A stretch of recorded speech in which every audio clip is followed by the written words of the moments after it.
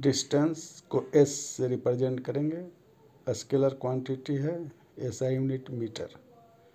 इसी प्रकार से आप देख रहे हैं डिस्प्लेसमेंट, स्पीड, वेलोसिटी, एक्सीलरेशन, जिसका सिंबल है साथ में नेचर, स्केलर और vector, SI unit.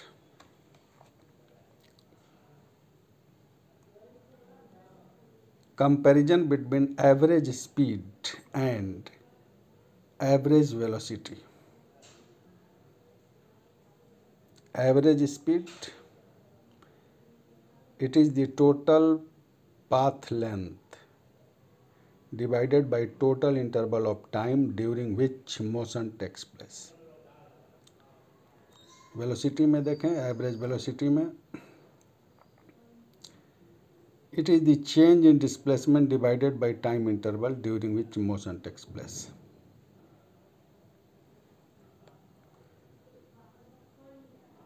Mathematically, average speed is equal to s by t, s total length, t time. Similarly, average velocity v is equal to x2 minus x1 divided by t2 minus t1, जिसको delta x by delta t से represent कर सकते हैं। इस प्रकार से आप table में देखें, average speed is a scalar quantity, average speed can be 0 or positive but not negative. Average speed may be equal or greater than the magnitude of velocity. आप एवरेज वेलोसिटी में देखें, it is a vector quantity. Average velocity can be 0, positive or negative depending upon sign of displacement. इस प्रकार से average speed और average velocity का आपने comparison देखा। अब आप देखें वेक्टर और scalar. Vector, it has magnitude which is generally a small. It has a specific direction. They require vector law addition. Vector division is not defined. A scalar,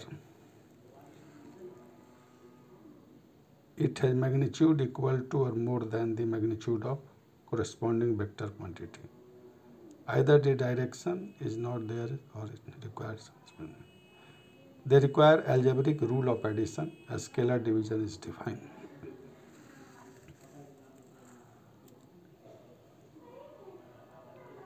Polar vector, they have a fixed initial or terminating point f, जैसा कि आप देख रहे हैं। They are directly meaningful vector. Force is a polar vector.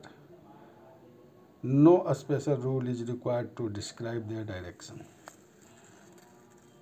Axial vector, जैसा कि आप figure में देख रहे हैं, they are related to the rotation of given vector, cross product के अंदर। They are not directly meaningful. Torque and angular velocity are example of axial vector.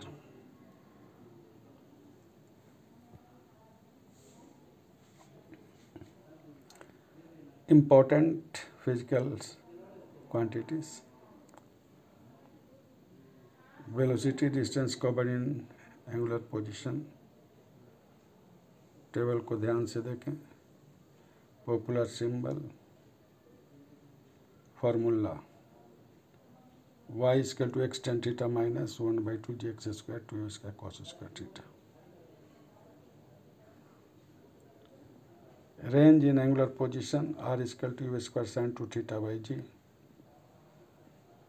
Height in angular position h equal to u square sin square theta by 2g। Total time of flight in angular position t is equal to 2u sin theta by g। ध्यान से देख लें।